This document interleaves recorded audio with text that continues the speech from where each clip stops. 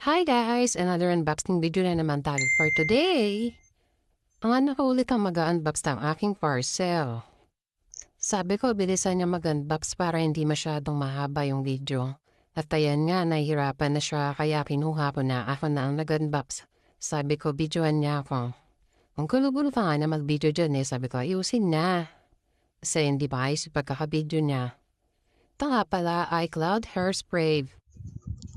Tatry ko to sa ko kasi hindi pa ako naliligo kaya sa kanya ko na lang itatry. Tignan natin kung maganda siya sa buhok. Unisex to guys, pwede siya sa babae at sa lalaki. Kaya try nyo na rin bumili neto. Ayan, in-spray ko na sa buhok niya. Kalat natin para talaga effective na titigas pa talaga yung hair niya. Ayan, spray. Tapos sinusupayan ko na siya. Effective nga siya, talagang tumitigas na agad yung buhok niya. Kasi messy ang hair ng anak ko kaya sabi ko try ko sa kanya para hindi na messy yung hair niya.